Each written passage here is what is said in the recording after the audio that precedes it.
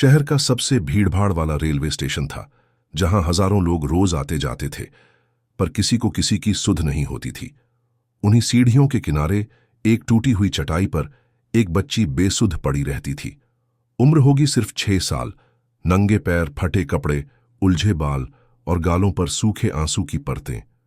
कोई नाम नहीं, कोई रिश्ता नहीं, कोई आवाज नहीं। वो सिर्फ देखती थी, हर आते जाते मुसाफिर को, जैसे किसी को पहचान रही हो, जैसे किसी को ढूंढ रही हो। लेकिन सब गुजर जाते थे। कोई उसे देखकर मुंह मोड़ लेता, कोई 2 रुपए उछाल देता, तो कोई अपने बच्चों को उसके पास जाने से रोक लेता। उसे देखकर लगता था जैसे ये बच्ची इंसानों से नहीं, सिर्फ मालिक से जुड़ी हुई है। उस स्टेशन पर काम करने वाले कुलियों को भी आदत पड़ गई थी उस बच्ची की। कोई उसे छोटी कहता, कोई स्टेशन वाली, तो कोई बस इशारों में उसे देखता। वो किसी से बात नहीं करती थी, बस चुपचाप सीढ़ियों की पहली सीढ़ी पर बैठी रहती और एक लकड़ी के टुकड़े से जमीन पर कुछ लिखती रहती। किसी ने कभी ध्यान से देखा नहीं, लेकिन अगर कोई देखता तो उसके हाथों की लकीरों में सिर्फ एक नाम लिखा दिखता, राधा स्वामी। वो बच्ची हर दिन स्टेशन की धूल में, कंकड़ों के बीच, मिट्टी पर मालिक का नाम लिखती रहती थी, जैसे उसके टूटे हाथों में कोई उम्मीद थी, और उस उम्मीद का नाम था मालिक। कभी कभी कुछ संगत वाले लोग लंगर बांटने स्टेशन आ जाते थे। वो लोगों को खाने के पैकेट देते, बच्चों को बिस्कुट और जरूरतमंदों को कपड़े। एक दिन उनमें से एक बुजुर्ग महिला ने उस बच्ची को देख लिया। वो चौंक गई। उसने कहा, बेटी, तेरा कोई नहीं है? बच्ची ने कुछ नहीं कहा, बस हाथ से मिट्टी पर दोबारा वही नाम लिख दिया, राधा स्वामी। बुजुर्ग महिला की आंखें भर आईं। उसने पहली बार देखा कि इतनी छोटी उम्र में कोई इतना गहरा नाम क्यों लिख रहा है। उसने बाबा जी के दर्शन के फोटो उस बच्ची के पास रख दिए और कहा, बेटी, जिसको तू बुला रही है वो सुनते हैं। अब वो बच्ची रोज उस तस्वीर को अपने पास रखकर ही बैठती थी, सीढ़ी पर एक कोना पकड़कर। लोग आते जाते, लेकिन उसका ध्यान बस उस तस्वीर पर टिका रहता और उसका हाथ चलता रहता, मिट्टी पर राधा स्वामी लिखने में। ना वो किसी से कुछ मांगती, ना बोलती। भूख लगती तो किसी के फेंके बिस्कुट खा लेती, प्यास लगती तो नल पर जाकर पानी पी लेती, लेकिन नाम लिखने की आदत नहीं छूटी। जैसे मालिक को हर दिन एक पुकार देनी हो। हर अक्षर में उसकी आत्मा डूब जाती। वो हर दिन बिना जाने, बिना समझे खुद को मालिक की गोद में डाल रही थी। एक दिन स्टेशन पर कुछ बच्चे उसका मजाक उड़ाने लगे। उन्होंने उसका लिखा नाम मिटा दिया, चिल्लाया, ये क्या लिखती है हर दिन? ये मालिक कोई तुझसे मिलने आएगा? बच्ची पहले चुप रही, फिर धीरे से मुस्कुराई और बोली, मालिक आएंगे, जरूर आएंगे, क्योंकि मैंने उन्हें बुलाया है। ये वो पहला दिन था जब लोगों ने उसकी आवाज सुनी। वो आवाज न तो डर में थी, न क्रोध में, वो विश्वास में थी, जैसे किसी टूटे दिल से नहीं, एक अनुभवी आत्मा से निकली हो। उस दिन से कुछ लोगों ने ध्यान देना शुरू किया कि उस बच्ची में कुछ अलग है, कोई अलौकिक शक्ति, कोई अदृश्य कृपा। कई दिनों तक बारिश होती रही। स्टेशन की सीढ़ियां गीली, फिसलन भरी और कीचड़ से भरी हुई थीं, पर उस बच्ची की जगह नहीं बदली। वह अब भी उसी चटाई पर बैठी थी, गीले कपड़े, भीगा बदन, पर उसकी उंगली अब भी मिट्टी में राधा स्वामी लिख रही थी। एक बुजुर्ग कुल्ली ने देखा, उसके हाथ ठिठुर रहे थे, लेकिन लिखना बंद नहीं किया। वो रो पड़ा और बोला, बेटी, तू क्या खोज रही है? बच्ची ने कहा, मालिक का नाम जब ठंड में लिखा जाता है तो वो रूह में गर्मी बनकर आता है। वो शब्द किसी प्रवचन से नहीं, किसी रूह की सबसे गहरी गहराई से निकले थे। इधर बाबा जी का सत्संग नजदीकी शहर में था। संगत लाखों की संख्या में जुटी थी और सेवा का वातावरण था। बाबा जी ध्यान में बैठे थे जब उन्होंने अचानक संगत से कहा, कोई आत्मा हमें बहुत जोर से पुकार रही है, बहुत सच्चे दिल से। हम जल्द वहां जाएंगे। किसी को नहीं पता था कि बाबा जी किसके बारे में बात कर रहे थे, लेकिन उधर स्टेशन की सीढ़ियों पर वो बच्ची उसी तरह मिट्टी में नाम लिखती जा रही थी, जैसे उसे यकीन हो गया हो कि अब देर नहीं है, अब मालिक आ ही जाएंगे। अचानक एक दिन स्टेशन पर हलचल मची। बाबा जी अपनी संगत के कुछ सेवादारों के साथ स्टेशन पहुंचे। कोई स्वागत नहीं, कोई माइक नहीं। बाबा जी धीरे धीरे चलते हुए सीधे उस सीढ़ी तक पहुंचे जहां बच्ची बैठी थी। बच्ची उन्हें देखकर उठी नहीं, डर भी नहीं गई। उसने वही किया जो वो हर दिन करती थी।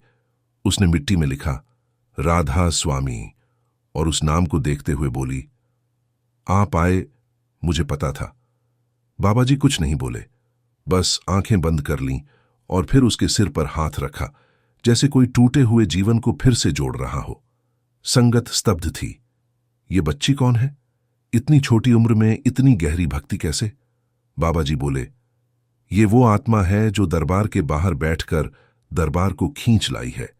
ये वो आत्मा है जिसे कोई नाम नहीं देता, लेकिन मालिक ने इसे अपना नाम दे दिया है।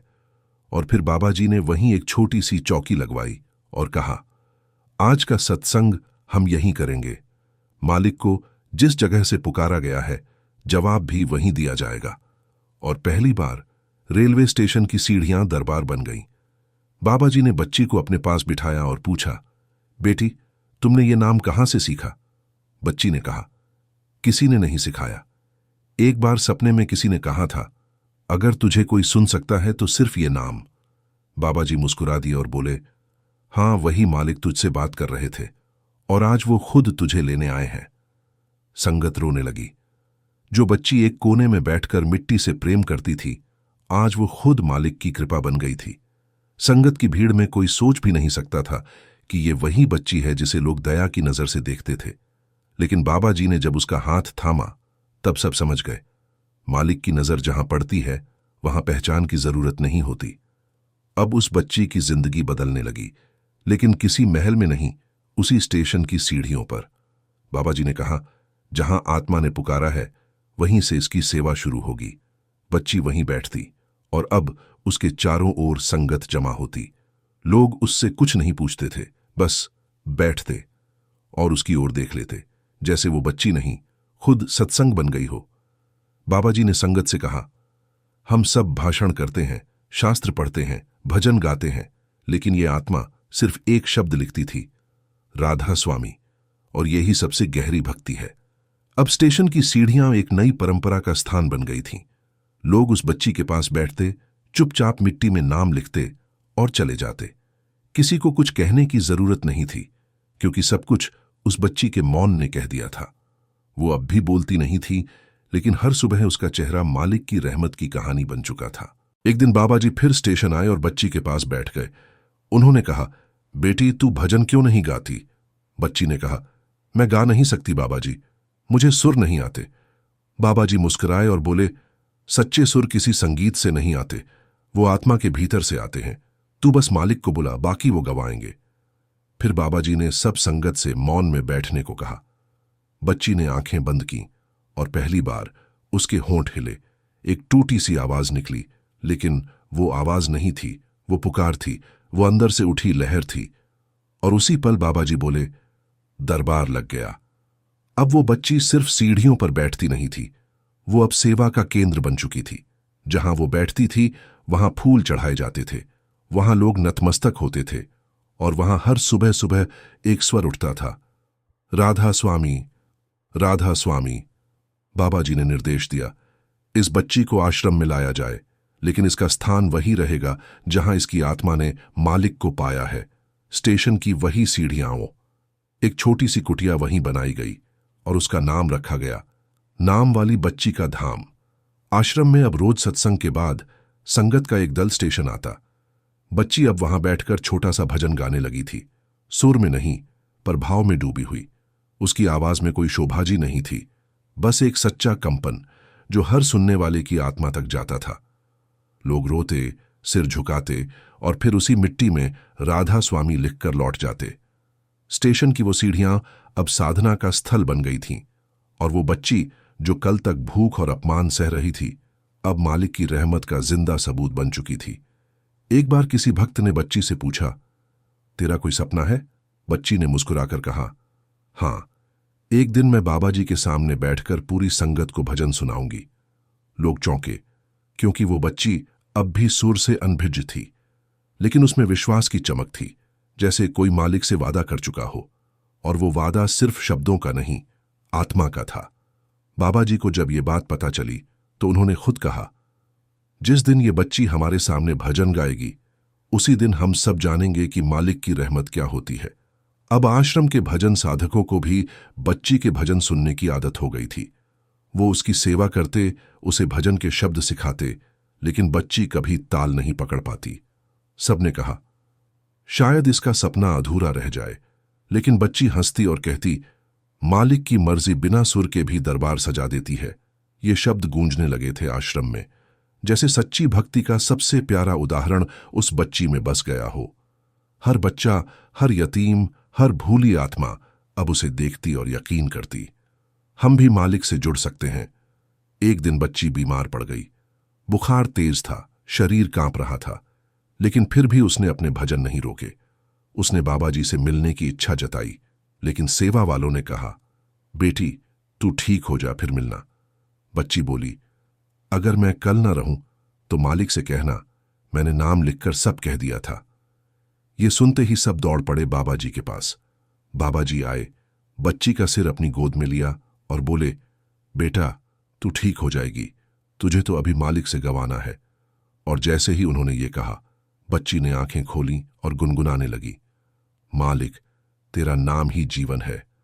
अगले दिन आश्रम का दरबार खास था। बाबा जी ने कहा, आज हमारी सबसे प्यारी आत्मा भजन सुनाएगी। हजारों की संगत मौन में बैठी। मंच पर कोई वाद्य नहीं, कोई माइक नहीं, बस वो बच्ची खड़ी थी, कांपते हाथ, सहमी नजरें। लेकिन जैसे ही उसने आंखें बंद कीं और पहला स्वर निकाला, सारा दरबार रो पड़ा। वो आवाज मालिक के रूहानी धागों से बंधी थी। बाबा जी की आंखें भर आईं और उन्होंने कहा, आज हमारी संगत पूरी हो गई। और उस दिन बच्ची का सपना पूरा हुआ। वो मालिक के दरबार में बाबा जी के सामने पूरे प्रेम से भजन गा रही थी। वो सीढ़ियां अब भी वहीं हैं, स्टेशन की भीड़ भी वहीं है, लेकिन अब वहां हर दिन एक संगत की टोली जाती है, मिट्टी पर नाम लिखती है और एक छोटी बच्ची की तस्वीर पर फूल चढ़ाती है, जिसकी आंखों में अब भी वो चमक है जो मालिक से जुड़ने के बाद आती है। बाबा जी कहते हैं, जिस आत्मा ने हमें बिना आवाज बुलाया, आज वो आवाज बन चुकी है और उसका हर भजन, हर स्मृति, हर लिखा हुआ नाम अब हमारी आत्मा को जगाने का माध्यम बन गया है। और अब हर सत्संग में जब भी भजन गाया जाता है, कोई ना कोई बच्चा उसकी तरह वही शब्द गाता है, मालिक तेरा नाम ही जीवन है। उस दिन के बाद से जब बच्ची ने पहली बार दरबार में भजन गाया, हर सत्संग में उसकी आवाज गूंजने लगी। चाहे वो मौजूद हो या नहीं, उसकी भावनाएं हर संगत के भीतर गूंजने लगीं। कुछ संगत वालों ने कहा, जब ये बच्ची गाती है तो जैसे रूह रोती नहीं, मुस्कुराती है। बाबा जी ने उसकी आवाज को मालिक का उत्तर कहा। अब कोई सत्संग अधूरा नहीं लगता था जब तक उस बच्ची का भजन न हो जाए। उसकी भक्ति में सुर नहीं होते थे, पर प्रेम के ऐसे कंपन होते थे कि हर आत्मा झुक जाती थी। अब वो बच्ची स्टेशन की सीढ़ियों पर भजन नहीं लिखती थी, अब वो वहां बच्चों को भजन सिखाती थी। जिन बच्चों ने उसे कभी चिढ़ाया था, वो अब उसके पास आकर बैठते, सीखते और कहते, दीदी हमें भी मालिक से जोड़ दो। वो मुस्कुराती, मिट्टी पर नाम लिखती और कहती, जिस दिन ये नाम तुम खुद अपनी रूह से लिखोगे, उस दिन जुड़ जाओगे। उसकी शिक्षा में कोई किताब नहीं थी, बस मिट्टी, एक लकड़ी की टहनी और एक आत्मा की लहर, और हर बच्चा उसकी ओर खींचता चला आता। एक दिन एक अमीर व्यक्ति स्टेशन से गुजरा।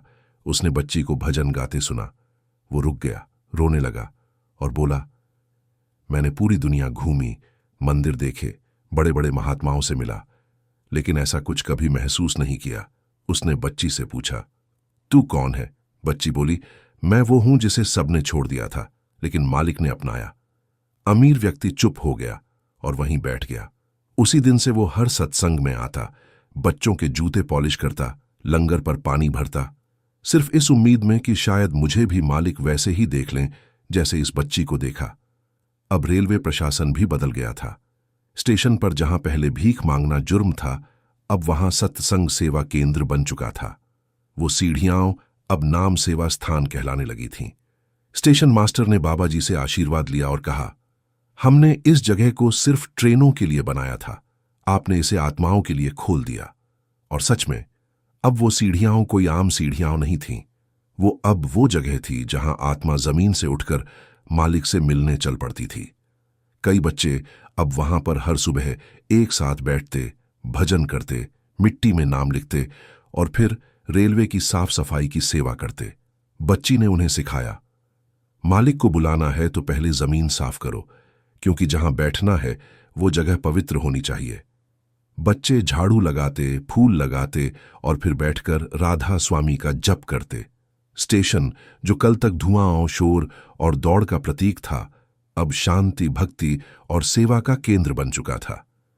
एक बार एक सेवक ने बाबा जी से पूछा, आप हर बार उसी बच्ची को क्यों देखते हैं? बाबा जी मुस्कुराए और बोले, क्योंकि वो देखती नहीं, बस हमें महसूस करती है। उन्होंने आगे कहा, हर आत्मा में कोई ना कोई सीढ़ी होती है मालिक तक जाने की। किसी में सेवा, किसी में सुमिरन, किसी में त्याग, लेकिन इस बच्ची में सब कुछ एक साथ है। वो बच्ची अब आत्मा का प्रतिबिंब बन चुकी थी। न उसने कोई ध्यान विधि पढ़ी, न कोई प्रवचन सुना, लेकिन मालिक के चरणों में पूरी तरह समर्पित हो गई थी। एक दिन उसकी पुरानी चटाई, जिसे वो सीढ़ियों पर बिछाया करती थी, बारिश में गलकर टूट गई। संगत ने कहा, नई ला देते हैं, लेकिन बच्ची ने मना कर दिया।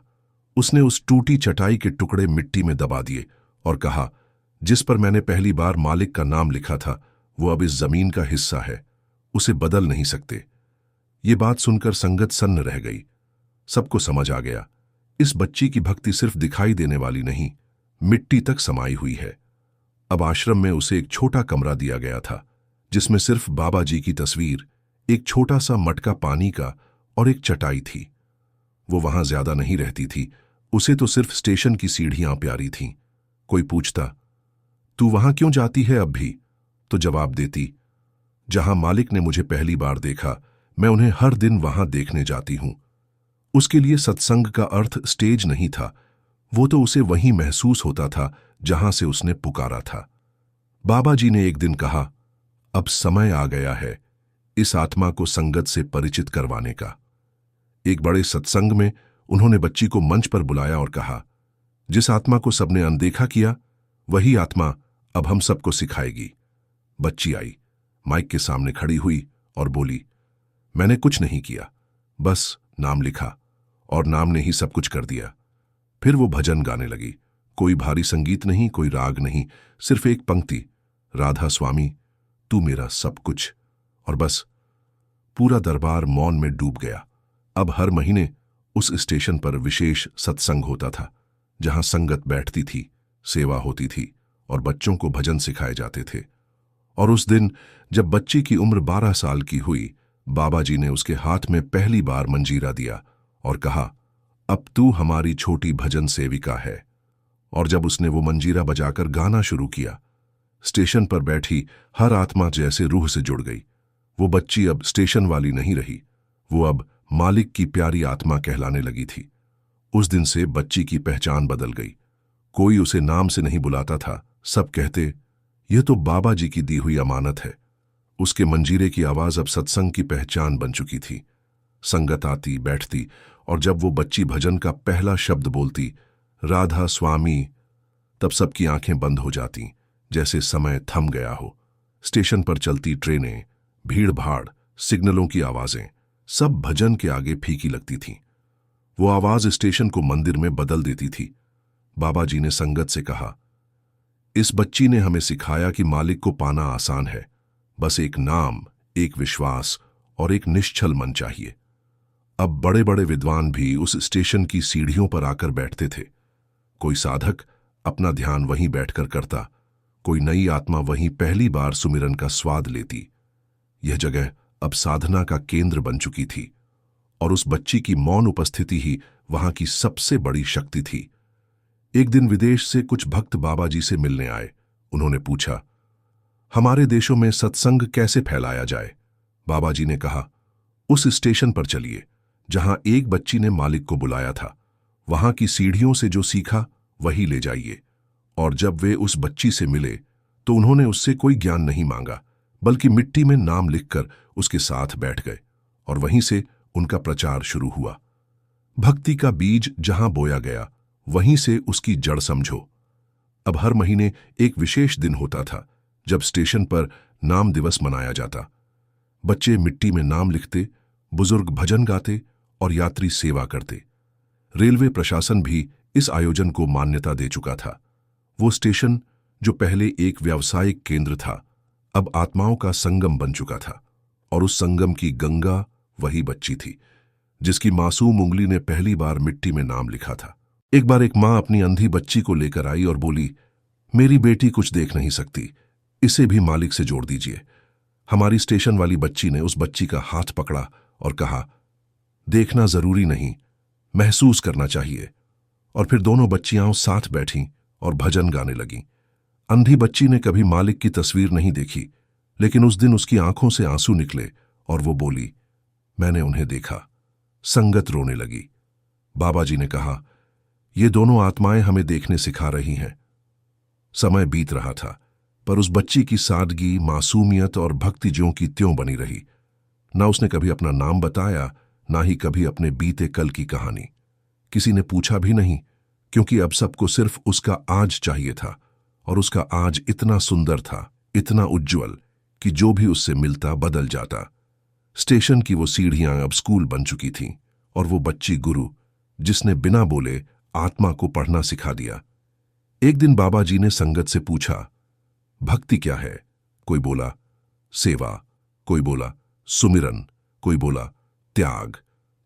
फिर बाबा जी मुस्कुराए और बोले, चलो स्टेशन चलते हैं, वहां बैठी एक बच्ची भक्ति का सही अर्थ दिखाएगी। संगत स्टेशन पहुंची। बच्ची वहीं बैठी थी, मिट्टी में नाम लिखते हुए। बाबा जी ने कहा, भक्ति वो है जो मालिक को इतनी शिद्दत से पुकारे कि वो खुद उतर आए। फिर सबने बच्ची को देखा और उनकी आत्मा ने समझा, भक्ति शब्द नहीं, भावना है, और यह बच्ची उसका प्रतीक है। अब स्टेशन पर एक छोटा सा मंदिर जैसा कक्ष बन चुका था, जहां बच्चे और यात्री कुछ पल शांत बैठते। लेकिन बच्ची कभी वहां नहीं जाती थी। कोई पूछता, तू अंदर क्यों नहीं जाती?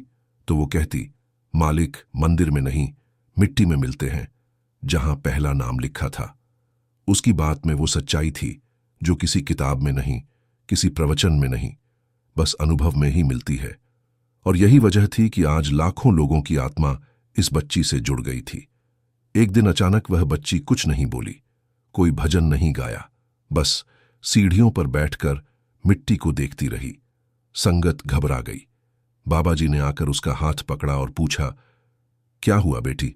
बच्ची बोली, आज मालिक की याद कुछ ज्यादा आ रही है, लगता है जैसे वो मुझे बुला रहे हैं।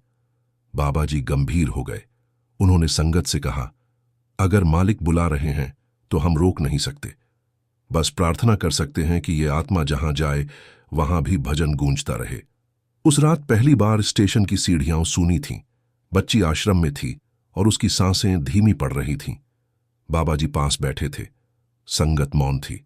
बच्ची ने धीरे से आंखें खोलीं और कहा, क्या आप मुझे फिर से उस सीढ़ी पर ले चलेंगे जहां मैंने नाम लिखा था? बाबा जी ने उसे गोद में उठाया। संगत पीछे पीछे चली। वो रात थी, लेकिन स्टेशन रोशन था, जैसे खुद मालिक ने दीप जलाए हों।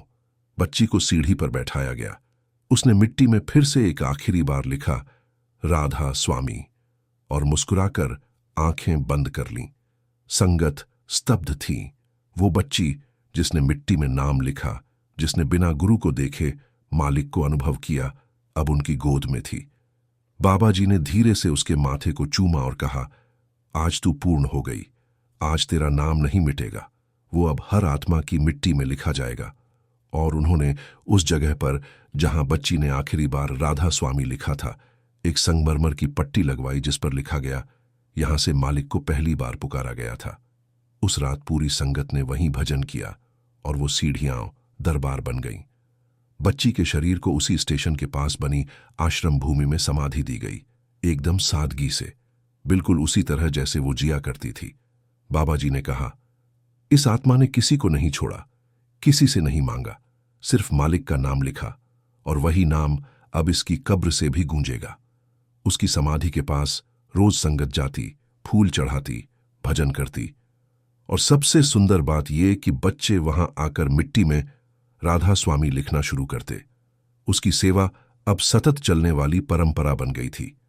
कई लोगों ने बाबा जी से पूछा, इस बच्ची ने इतनी बड़ी जगह क्यों छोड़ दी, इतनी जल्दी क्यों चली गई?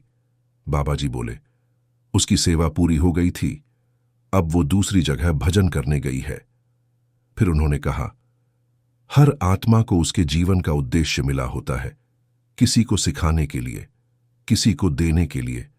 और इस आत्मा का उद्देश्य था मालिक से प्रेम करना सिखाना। और उसने सिखा दिया, बिना कोई ग्रंथ पढ़े, बिना मंच पर बोले, बस मिट्टी पर लिखा नाम बनकर। अब जब भी स्टेशन पर कोई नया यात्री आता और उसकी नजर उस जगह पर पड़ती जहां लिखा होता, यहां पहली बार मालिक को पुकारा गया, तो वह खुद ब खुद रुक जाता। वहां बैठता, कुछ देर चुपचाप सोचता और फिर उसी मिट्टी में उंगली से नाम लिखता। बिना जाने, बिना सुने, वो बच्ची की ऊर्जा उस जगह पर अब भी मौजूद थी। और बाबा जी कहते, जब आत्मा मालिक से सच्चा प्रेम करती है तो उसकी उपस्थिति मिटने के बाद भी बनी रहती है। यही वजह थी कि वो सीढ़ियां अब भी धड़कती थीं, उसकी यादों से। बाबा जी ने एक बार कहा, आज से ये स्थान नामपीठ कहलाएगा, और यह बच्ची इसका पहला दीपक थी। उस दिन पूरे देश भर से संगत वहां जुटी। हर उम्र का भक्त, कोई पालने में, कोई व्हील चेयर में, सब वहां बैठे और मिट्टी में नाम लिखा। आश्रम से आदेश निकला, हर सत्संग से पहले संगत से कहा जाएगा, मिट्टी में एक बार नाम जरूर लिखें, ताकि मालिक को लगे कि कोई तो उन्हें उसी प्रेम से अब भी बुला रहा है। और यह परंपरा उसी बच्ची की प्रेरणा से शुरू हुई। बच्ची के पुराने फोटो अब सत्संग भवन में लगाए गए, पर उनमें कोई सजावट नहीं, बस उसकी मिट्टी में उंगली से लिखा राधा स्वामी वाला चित्र। बाबा जी ने कहा, किसी के भजन से, किसी के उपदेश से लाखों नहीं बदले, लेकिन इस बच्ची की खामोश भक्ति ने लाखों की आत्मा जगा दी। अब उसकी कहानी नई आत्माओं को दी जाती, हर सत्संग में पढ़ी जाती और बच्चों को सिखाई जाती। नाम की सच्ची ताकत शब्दों से नहीं, भावना से आती है।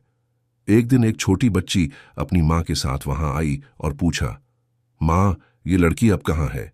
मां रोते हुए बोली, बेटी, वो अब मालिक के पास है। बच्ची बोली, क्या मैं भी मालिक से मिल सकती हूं? मां कुछ कह नहीं सकी। तब अचानक वहां सेवा कर रहे एक बुजुर्ग ने बच्ची को मिट्टी में नाम लिखना सिखाया और कहा, तू लिखती रह जैसे वो बच्ची लिखती थी, मालिक जरूर मिलेंगे। और वो बच्ची हर दिन स्टेशन पर आती और उसी जगह बैठकर मिट्टी में नाम लिखती, जैसे वो पहली बच्ची फिर से जन्म ले चुकी हो। समय बीतता गया, पर वो नाम मिटा नहीं। सीढ़ियां अब भी जिंदा थीं, भजन अब भी वहां गूंजते थे और बच्चों की टोली अब भी सेवा करती थी। बाबा जी ने कहा, जहां आत्मा ने सच्चा प्रेम किया हो, वो स्थान कभी वीरान नहीं होता। और सच में स्टेशन, जो कल तक दौड़ती जिंदगियों का प्रतीक था, अब ठहराव का द्वार बन चुका था। वहां जाकर लोगों को एहसास होता, जिंदगी दौड़ नहीं, मालिक से मिलने की तैयारी है। फिर एक दिन बाबा जी ने एक विशेष सत्संग में घोषणा की, आज हम सब मिलकर उस आत्मा के नाम पर एक रूहानी विद्यालय बनाएंगे। और उसी स्टेशन के पास नाम विद्यालय की नींव रखी गई। वहां बच्चों को शिक्षा से पहले भक्ति सिखाई जाती थी। हर कक्षा की दीवार पर वो बच्ची का चित्र होता और हर सुबह की शुरुआत होती मिट्टी पर राधा स्वामी लिखने से। वहां कोई अनुशासन डांट से नहीं, प्रेम से सिखाया जाता, जैसे उस बच्ची ने दुनिया को सिखाया। अब हर आत्मा जानती थी, वो बच्ची कोई आम बच्ची नहीं थी, वो मालिक की तरफ से भेजा गया एक संदेश थी। और आज भी जब कोई पहली बार स्टेशन की सीढ़ियों से गुजरता है, उसे एक एहसास होता है जैसे कोई मासूम रूह आज भी वहां बैठी है, मिट्टी में नाम लिख रही है और धीरे से कह रही है, बस लिखते रहो, वो जरूर आएंगे। और सच में जो भी वहां बैठकर उस मिट्टी में नाम लिखता है, उसके भीतर कुछ जागता है, कुछ बदलता है और मालिक की ओर चल पड़ता है। उस रात को जब संगत ने बच्ची को स्टेशन की सीढ़ियों पर आखिरी बार मिट्टी में नाम लिखते हुए देखा, पूरा माहौल जैसे ठहर गया था, जैसे समय खुद रुक गया हो, सिर्फ उस नाम के लिए, राधा स्वामी। उसकी उंगली हिलती जा रही थी, आंखें बंद थीं, पर चेहरे पर अजीब सी शांति थी। वो शांति जो किसी को मालिक के दर्शन के बाद मिलती है। बाबा जी ने कहा, संगत जी, आज इस आत्मा ने हमारी सबसे गहरी सिख देने वाली सेवा पूरी कर ली है। आज मालिक स्वयं इसे लेने आए हैं। और जैसे ही बच्ची ने स्वामी शब्द मिट्टी पर पूरा किया, उसकी सांस रुक गई, लेकिन उसका नाम चलता रहा। अगले दिन स्टेशन की सीढ़ियों पर हजारों संगत इकट्ठा हुई। फूलों की वर्षा हो रही थी, मिट्टी भीगी थी, लेकिन हर चेहरा भीगा नहीं था आंसुओं से, भीगा था आस्था से। बाबा जी ने बच्ची के लिए एक छोटा सा सफेद चादर से ढका हुआ मचान बनवाया, ठीक वहीं जहां वो बैठा करती थी। और बाबा जी बोले, इस जगह को अब नामपीठ कहा जाएगा। वहां कोई प्रतिमा नहीं थी, कोई संगमरमर की मूर्ति नहीं, सिर्फ मिट्टी थी और उस पर खुदा हुआ था एक शब्द, राधा स्वामी। बच्ची की देह को वहीं सीढ़ियों के पास एक कोने में समाधि दी गई, लेकिन बाबा जी ने स्पष्ट किया, इसका शरीर यहां रहेगा, लेकिन आत्मा अब मालिक के पास गा रही है। और वहीं से शुरू हुआ हर महीने एक विशेष नाम दिवस, जिसमें हजारों लोग आते, उस मिट्टी को छूते, वहीं भजन करते और जाते समय उस बच्ची को याद करके अपने जीवन को बदलने की प्रतिज्ञा करते।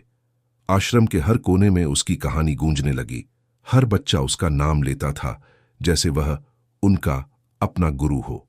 संगत वालों ने उस मिट्टी को संजोने के लिए एक बहुत छोटा सा चबूतरा बनवाया। कोई भव्य निर्माण नहीं, कोई सुनहरी आकृति नहीं, बस मिट्टी, जैसे वो बच्ची चाहती थी।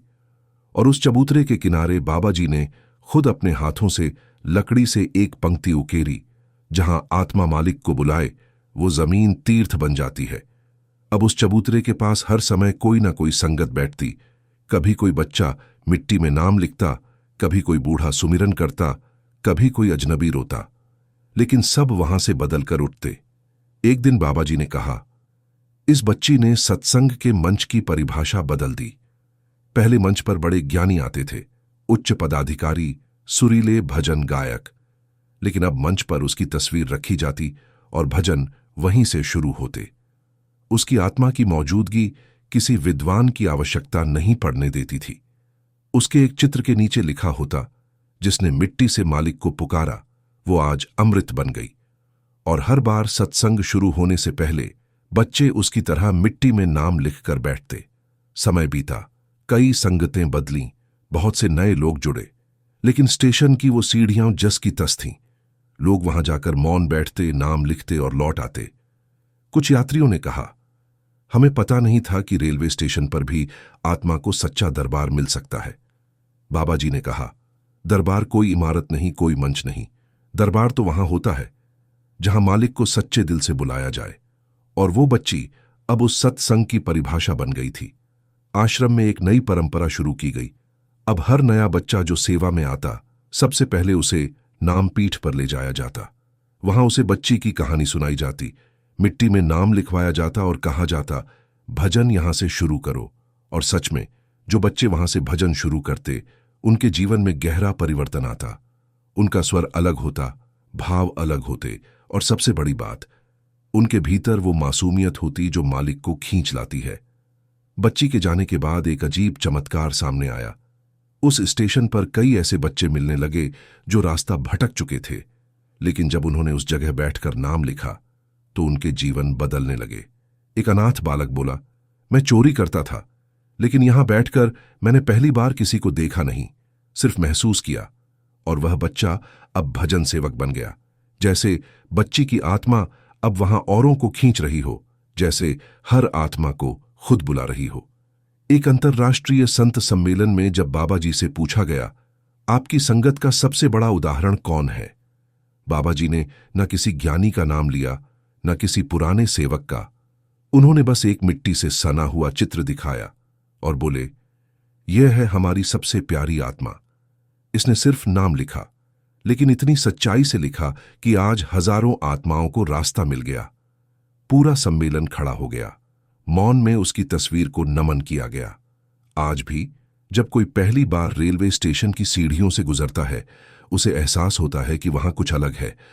वहां हवा में एक मिठास होती है, एक मासूम खामोशी, और जब वो सीढ़ियों के पास पहुंचता है, वहां बैठते ही उसके भीतर कुछ टूटता है और कुछ जुड़ता है।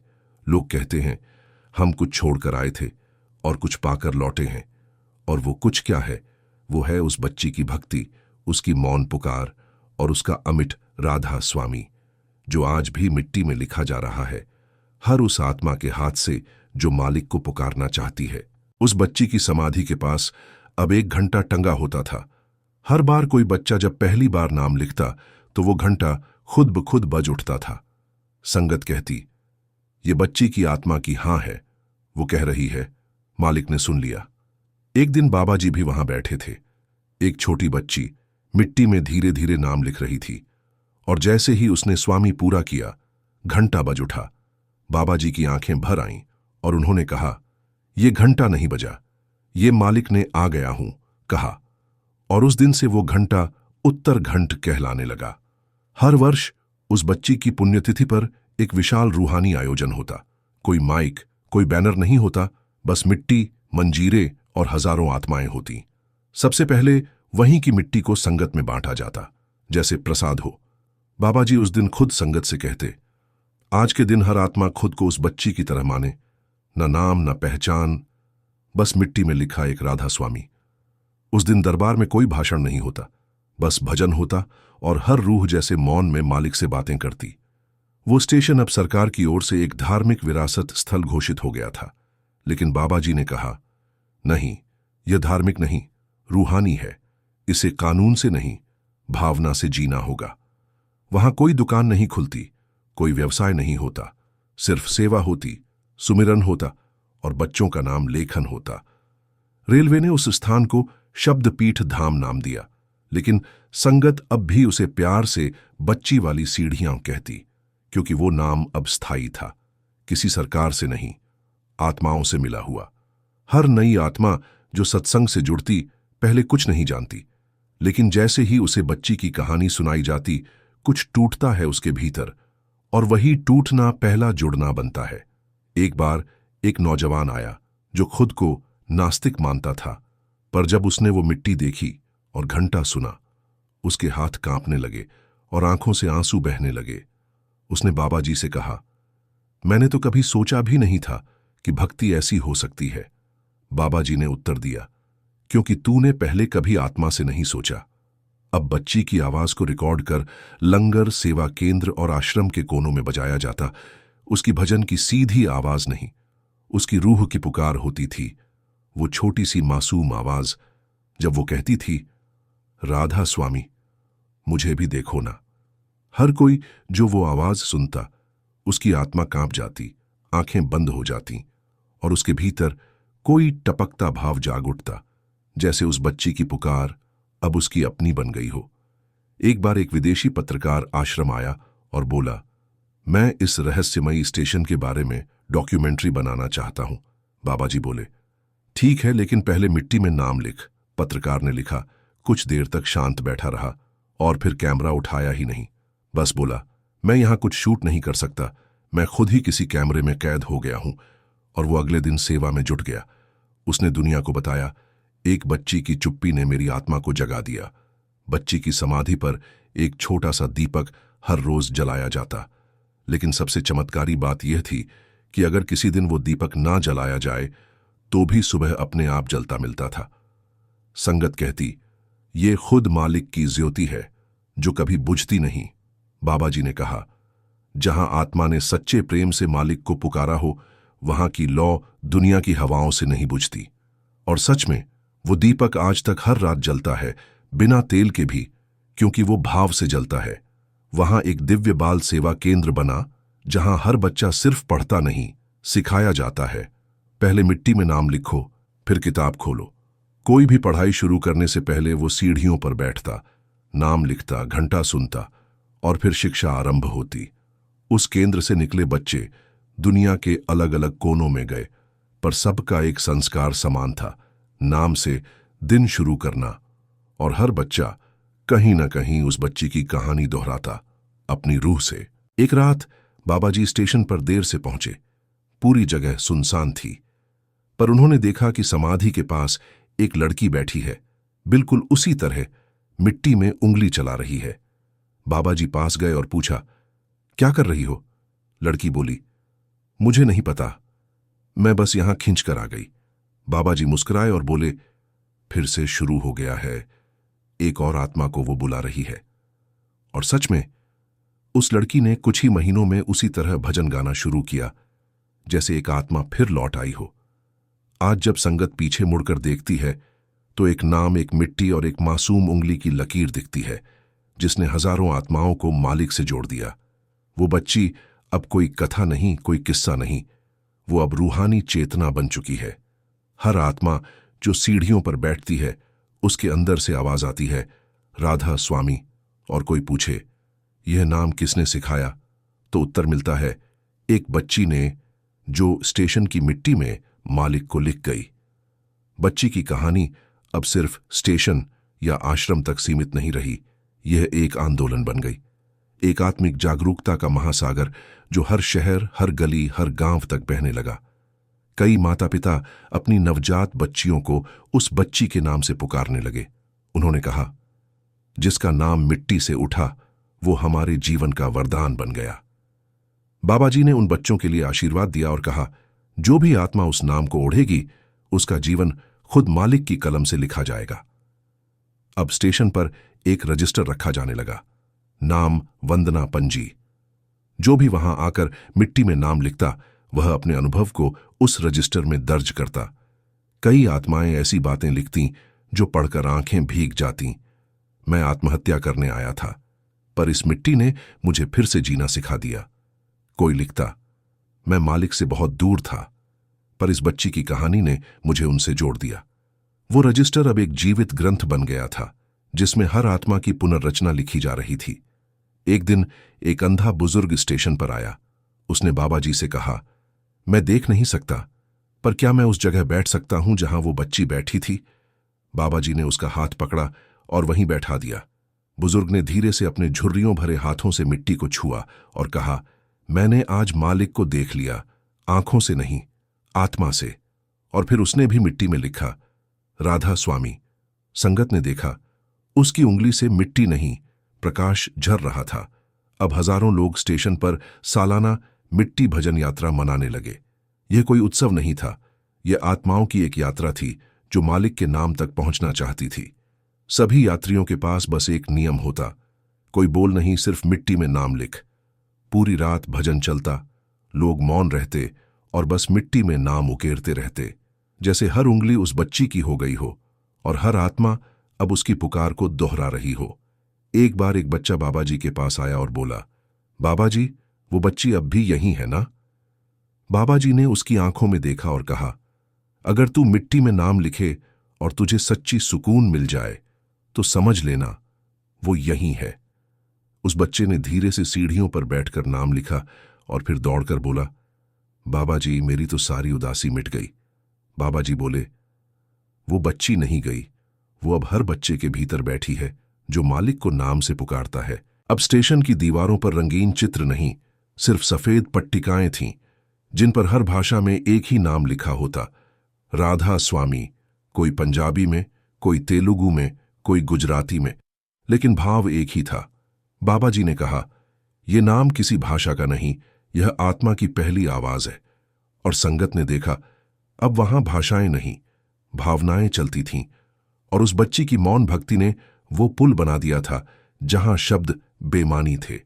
आश्रम ने बच्ची की स्मृति में एक भजन संग्रह प्रकाशित किया, जिसमें न कोई कवि का नाम था, न कोई धुन का श्रेय, सिर्फ एक शीर्षक होता, वो जो मिट्टी में नाम लिखती थी, और हर भजन उसके जीवन के एक पहलू को दर्शाता, कभी उसकी चुप्पी, कभी उसकी पुकार, कभी उसका रुदन और कभी उसका मिलन।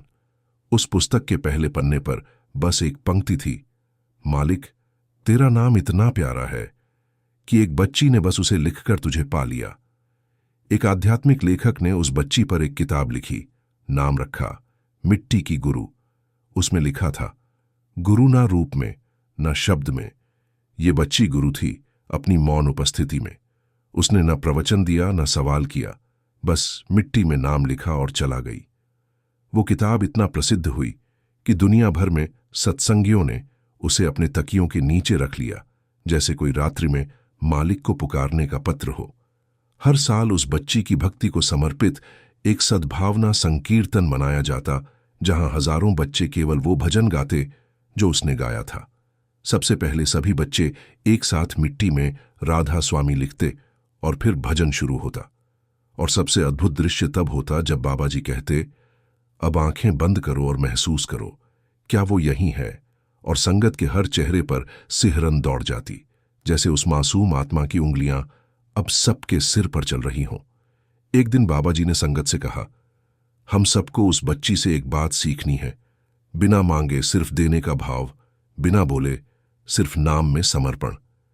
फिर उन्होंने गहरी आवाज में कहा, अगर कभी तुम्हारे जीवन में कुछ ना बचे तो बस मिट्टी में मालिक का नाम लिख देना, वही सब कुछ लौटा देगा। और सच में उस बच्ची ने मिट्टी में वो नाम लिखा जो अब हजारों दिलों पर खुदा हुआ है। वो मिट्टी अब रूह बन गई है और रूह अब मालिक की धुन बन गई है। बच्ची की स्मृति अब सिर्फ स्टेशन की सीढ़ियों तक सीमित नहीं रही, अब वो एक रूहानी आंदोलन बन चुकी थी। देश भर के आश्रमों में एक विशेष कोना रखा गया, मिट्टी पीठ। वहां हर संगत से पहले संगतजनों को एक छोटे से पात्र में मिट्टी दी जाती और कहा जाता, इसे छुओ जैसे उस बच्ची ने स्पर्श किया था। अब इसी मिट्टी से नाम लिखो और फिर भजन शुरू करो। बाबा जी ने कहा, मिट्टी वही है जहां आत्मा झुके, और यह बच्ची हमें झुकना सिखा गई। विदेशों में बसे संगतियों ने वीडियो कॉल पर उस जगह को देखा और उनके दिल रो पड़े। लंदन, कनाडा, अमेरिका, ऑस्ट्रेलिया, हर जगह पर संगतियों ने मिट्टी मंगवाई और अपने अपने आश्रम में वही सीढ़ियां बनवाईं जहां बच्चे और बूढ़े बैठकर नाम लिख सकें। और जब वो भजन शुरू करते, सबसे पहले कहते, यह बच्ची की भक्ति से प्रेरित है, यह उस मिट्टी की सुगंध है जो अब हर आत्मा में बस गई है। यह भक्ति अब सीमाओं को पार कर चुकी थी, ये अब धड़कनों में बहने लगी थी। एक दिन आश्रम में एक मां आई जो बोल नहीं सकती थी। उसकी गोद में उसकी 3 साल की बेटी थी। वो बच्ची अचानक नाम पीठ की ओर दौड़ने लगी और बिना किसी ने सिखाए मिट्टी में उंगली से लिखा, राधा स्वामी। सब स्तब्ध थे। मां की आंखों से आंसू बह निकले। बाबा जी ने मुस्कुराकर कहा, भाषा शरीर की हो सकती है, पर नाम आत्मा की भाषा में लिखा जाता है। और इस बच्ची ने बता दिया, वो आत्मा वही है। यह दृश्य देखकर पूरी संगत मौन में डूब गई। अब हर सेवा केंद्र पर एक नियम लागू किया गया, हर सेवा से पहले 5 मिनट नाम लेखन ध्यान। संगत को एक छोटा पात्र दिया जाता, उसमें मिट्टी होती और उससे संगतजन अपनी उंगलियों से नाम लिखते और फिर सेवा शुरू करते। बाबा जी ने कहा, अगर सेवा से पहले नाम नहीं लिखा तो सेवा शरीर कर रहा है, आत्मा नहीं। और यह बच्ची हमें यही सिखा गई कि सेवा वही सच्ची है जो मिट्टी से शुरू हो। एक संत सभा में बाबा जी से पूछा गया, गुरुजी, क्या यह बच्ची कोई साधारण आत्मा थी? बाबा जी कुछ देर मौन रहे, फिर बोले, वो आत्मा नहीं थी, वो शब्द का साक्षात रूप थी। हर युग में कोई ना कोई रूह आती है जो सिर्फ मालिक के नाम के लिए जीती है, और यह बच्ची वैसी ही आत्मा थी, जिसने कुछ नहीं कहा फिर भी सब कह दिया, जिसने कुछ नहीं मांगा पर सबको सब दे गई। और संगत समझ गई, उसका जीवन एक संदेश नहीं, पूरा सत्संग था। अब जब भी कोई बच्चा सत्संग भवन में आता, उसे सबसे पहले बच्ची की मिट्टी दी जाती, और जब वो बच्चा नाम लिखकर देखता, उसकी आंखों में चमक आ जाती, जैसे कोई खोया हिस्सा उसे वापस मिल गया हो। एक बच्चे ने लिखा, बाबा जी, मैं आपको अब रोज देखूंगा मिट्टी में। बाबा जी बोले, और मैं तुझे रोज देखूंगा उस नाम में। यह संवाद अब रूह और मालिक के बीच का बन चुका था। बीच में कोई शब्द, कोई माध्यम बाकी नहीं रहा। रेलवे स्टेशन अब केवल एक जगह नहीं, एक तीर्थ बन गया था। वो तीर्थ जहां कोई मूर्ति नहीं थी, कोई घंटाघर नहीं था, बस मिट्टी और एक नाम। वहां आने वाला हर यात्री जैसे अपने भीतर से गुजरता, और जब लौटता तो सिर्फ उसके होंठ नहीं, उसकी आत्मा राधा स्वामी जप रही होती। और वह बच्ची जो किसी ने फेंक दिया था, अब हर आत्मा को उठाने वाली शक्ति बन गई थी। बाबा जी ने एक नई सेवा शुरू की, नाम सेवी बाल मंडल। इसमें 5 से 10 साल के बच्चों को वो ट्रेनिंग दी जाती थी जो बच्ची ने बिना सीखे खुद से की थी। उन्हें सिखाया जाता कैसे मिट्टी से जुड़ें, कैसे मौन में नाम लिखा जाए, कैसे भीतर से भजन सुना जाए। और आश्चर्य की बात यह थी, ये बच्चे सबसे सुंदर भजन गाते थे बिना किसी संगीत के, क्योंकि उनकी आत्मा उस बच्ची के सुर में गा रही थी। हर साल एक विशेष कार्यक्रम होता, मौन दरबार। इसमें ना कोई भाषण होता, ना कोई भजन मंच पर, बस हजारों संगत, हजारों उंगलियां और एक नाम, राधा स्वामी। और आश्रम की ओर से एक ही संदेश आता, आज बात नहीं करनी, सिर्फ लिखना है। जो कहना है मिट्टी कह देगी। और सच में उस दिन कोई कुछ नहीं बोलता, पर हर आत्मा सुनती थी, जैसे कोई बच्ची फिर से सीढ़ियों पर बैठी हो और धीरे से कह रही हो, मालिक, देखो मैं फिर आई, बस नाम लिखने। आज भी अगर आप रेलवे स्टेशन की उन सीढ़ियों पर खड़े हों और एकदम मौन हो जाएं, तो आपको हल्की सी उंगली की रगड़ सुनाई देगी, मिट्टी से, और एक मासूम आवाज जो कह रही होती है, राधा स्वामी। कहते हैं जिसने एक बार उस मिट्टी पर बैठकर नाम लिखा वो कभी खाली नहीं लौटा, क्योंकि वो बच्ची जो कभी फेंकी गई थी अब हर टूटे हुए को जोड़ने आई थी। वो भजन नहीं गा रही थी, वो अब भजन बन चुकी थी। एक बार बाबा जी अकेले उस स्टेशन की सीढ़ियों पर देर रात पहुंचे। पूरी जगह सुनसान थी, पर चांदनी बिखरी हुई थी और मिट्टी एकदम नम थी, जैसे किसी ने अभी अभी वहां नाम लिखा हो। बाबा जी ने धीरे से बैठकर अपनी उंगली से राधा स्वामी लिखा, और उसी क्षण एक मीठी सी हवा बहने लगी। उनके होठों से निकला, तू अभी भी यहीं है ना? और जैसे जवाब में पूरी सीढ़ियां एक साथ थरथरा उठीं, जैसे बच्ची ने फिर से कहा हो, बाबा जी, मालिक कभी दूर नहीं जाते, मैं तो यहीं हूं। अब देश के हर कोने से लोग स्टेशन की उस सीढ़ी पर केवल एक पल बैठने आते, कहते, हमने सारी दुनिया देख ली, अब इस मिट्टी को देखना है। और हर बार जब कोई नाम लिखता, मिट्टी में कुछ अद्भुत घटता, जैसे उंगलियां हल्की हो जाती, नाम खुद ब खुद पूरा हो जाता और आंखों से आंसू बहते रहते। वो आंसू अब दुख के नहीं होते, वो मिलन के होते। वो वही क्षण होता जब आत्मा कहती, अब समझ आया, भक्ति बोलने में नहीं, मिट्टी में है। बाबा जी ने अब बच्चों के लिए एक नई साधना आरंभ की, मिट्टी ध्यान सुमिरन। इसमें बच्चों को मिट्टी दी जाती और कहा जाता, देखो इसमें मालिक की आवाज है, पहले इसे सुनो फिर बोलो। और जैसे ही बच्चा मिट्टी में नाम लिखता, उसकी सांस धीमी हो जाती, शरीर स्थिर हो जाता, और जैसे वो बच्ची उस बच्चे के माध्यम से भजन गा रही हो। कई बार बाबा जी मुस्कुराते हुए कहते, वो आत्मा अब औरों को अपनी भाषा सिखा रही है, मिट्टी की भाषा। एक प्रसिद्ध संगीतज्ञ बाबा जी के पास आया और बोला, मैं दुनिया के बड़े स्टेजों पर गा चुका हूं, लेकिन अब मैं सिर्फ उस बच्ची के भजन गाना चाहता हूं। बाबा जी बोले, तो पहले स्टेशन की सीढ़ियों पर बैठो और बिना आवाज के नाम लिखो। अगर मालिक ने तुम्हें सुना तो वही सुर तुम्हारे कंठ से निकलेगा। संगीतज्ञ वहां बैठा, लिखा और लौटकर बस इतना बोला, मेरे सारे राग अब मूक हो गए हैं और यह चुप्पी ही मेरा सबसे मधुर राग है। एक दिन बाबा जी ने विशेष सत्संग बुलाया और उसमें सिर्फ उन लोगों को आमंत्रित किया जो जीवन में एक बार पूरी तरह टूट चुके थे, जिनकी आशाएं, रिश्ते, स्वास्थ्य या भविष्य छिन चुका था। उन्होंने कहा, तुम सब वो आत्माएं हो जिनसे दुनिया मुंह मोड़ चुकी थी, ठीक वैसे जैसे उस बच्ची से। पर उस बच्ची ने रोया नहीं, उसने मिट्टी में नाम लिखा। आज मैं भी तुम सबको वही देना चाहता हूं, मिट्टी और नाम। इसे लो और बस एक बार लिखो, फिर देखो मालिक तुम्हें कैसे जोड़ते हैं। अब देश विदेश से बच्चे अपने माता पिता से कहते, हमें छुट्टियों में कहीं घूमने नहीं जाना, हमें तो स्टेशन की सीढ़ियों पर जाना है। बच्चों ने वहां आकर न सिर्फ नाम लिखा, बल्कि सेवा की, भजन गाए और अपने जीवन की दिशा ही बदल दी। एक बार एक छोटी बच्ची ने बाबा जी से पूछा, क्या मैं भी उस बच्ची की तरह बन सकती हूं? बाबा जी बोले, अगर तू बिना मांगे मालिक का नाम लिख सके तो तू पहले ही बन चुकी है। और वह बच्ची अगले दिन से मिट्टी में रोज नाम लिखने लगी। एक विकलांग बच्चा जो बोल नहीं सकता था, स्टेशन पर आया और मिट्टी में अपने दोनों हाथों से एक साथ नाम लिखने लगा। उसकी मां रोने लगी और बोली, यह तो पहले कभी शांत नहीं बैठता था, आज इसे क्या हो गया? बाबा जी बोले, इसने उस बच्ची को महसूस कर लिया है, अब यह भी उसी धुन में बह गया है। यह शारीरिक सीमा नहीं, आत्मा की उड़ान है। और वो बच्चा अब मौन भजन सेवा का प्रमुख बन गया, बिना बोले सबसे ज्यादा सुना जाने वाला। अब रेलवे स्टेशन के चारों ओर शांति की एक दिव्य परिधि बन चुकी थी, जैसे कोई अदृश्य घेरे ने वहां सबको बांध लिया हो। जो भी उस दायरे में आता चुप हो जाता, मोबाइल बंद, आवाजें मंद और भाव तेज। बाबा जी ने इसे कहा सुमिरन क्षेत्र, और संगत ने महसूस किया जैसे वहां कुछ नहीं बदलता, फिर भी सब कुछ बदल जाता है। कोई भी आत्मा जो वहां बैठती, उठती तो आंखें भीगी होती, पर चेहरा हल्का और दिल भरा हुआ।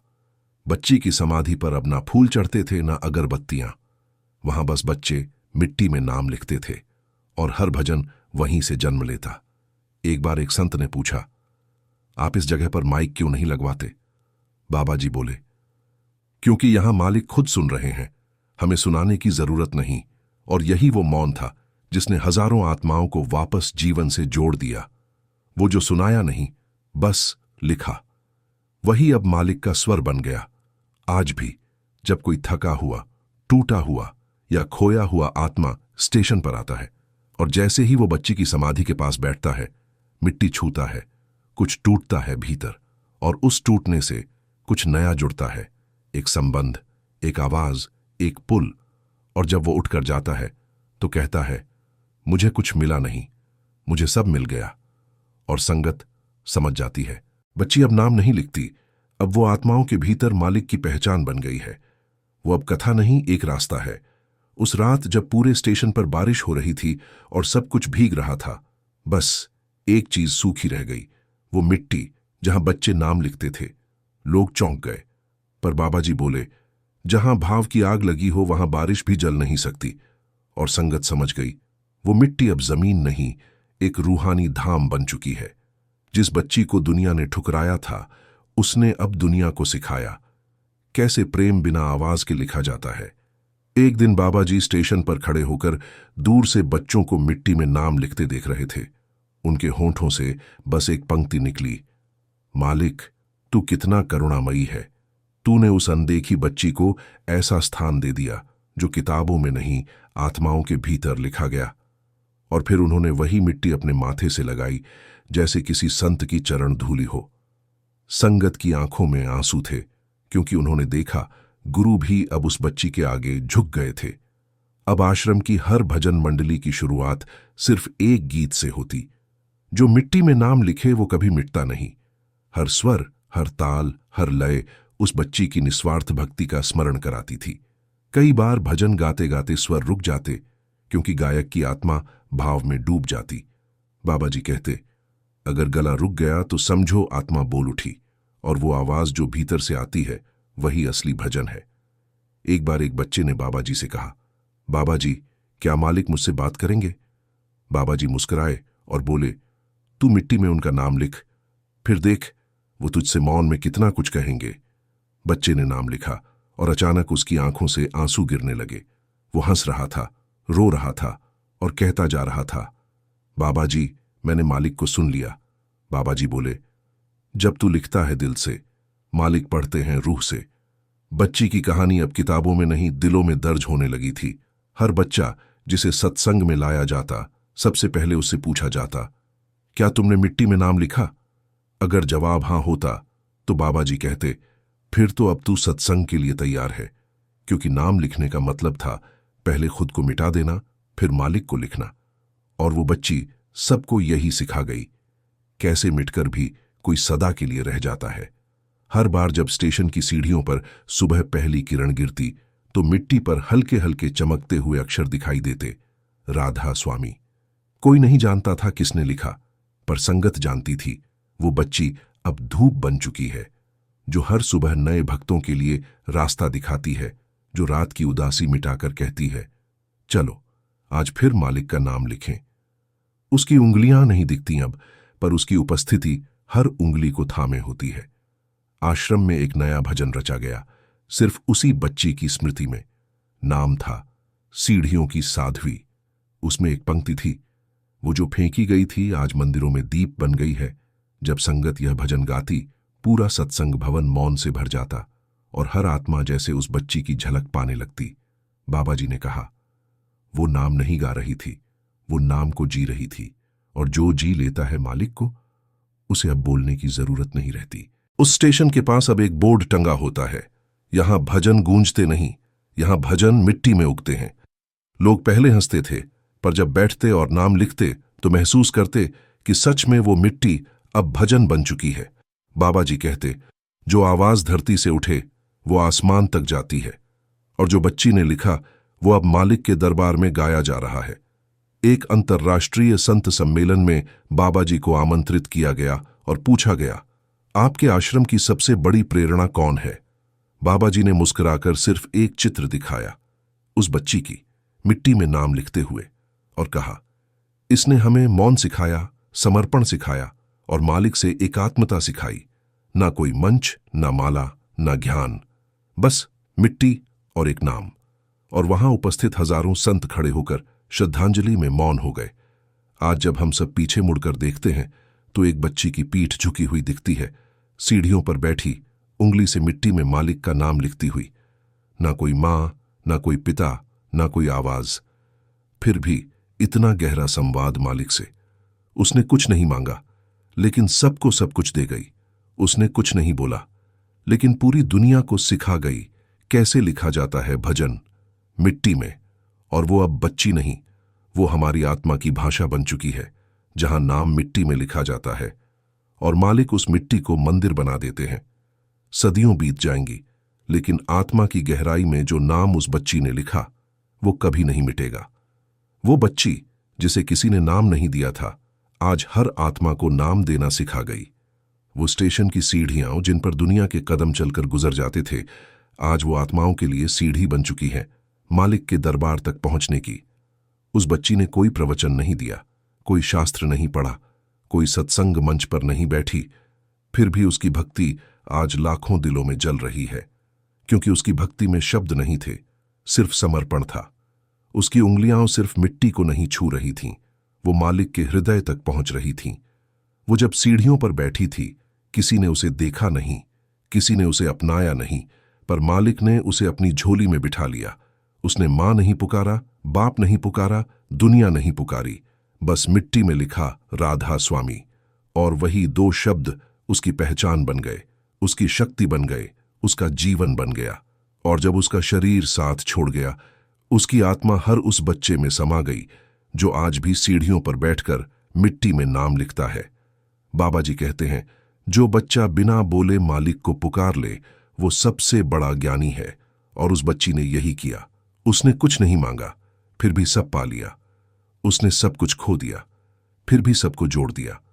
वो बच्ची अब सीढ़ियों पर नहीं बैठी, वो अब हर आत्मा की पीठ झुकाते हुए मौन भजन बन चुकी है। हर बार जब कोई टूटा हुआ बच्चा स्टेशन आता है और मिट्टी में नाम लिखता है, वही बच्ची फिर से जन्म लेती है।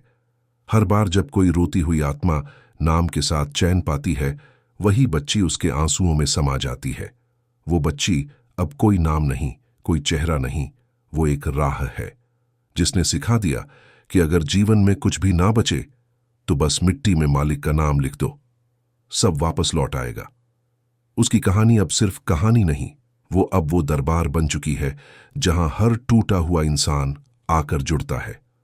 आज भी अगर आप रात के किसी पहर स्टेशन पर चुपचाप जाकर उस सीढ़ी पर बैठ जाएं, तो मिट्टी की महक बदल जाती है और हवा में एक मासूम सिसकी सुनाई देती है और कोई अदृश्य उंगली आपकी उंगली को थाम कर नाम लिखती है, राधा स्वामी। और तभी आपको महसूस होता है वो बच्ची अब सिर्फ इतिहास नहीं, वो आपकी आत्मा है। अब हम सब मिलकर एक बार फिर से मालिक का नाम मिट्टी में लिखें और इस भक्ति यात्रा को पूरे जगत में फैलाएं।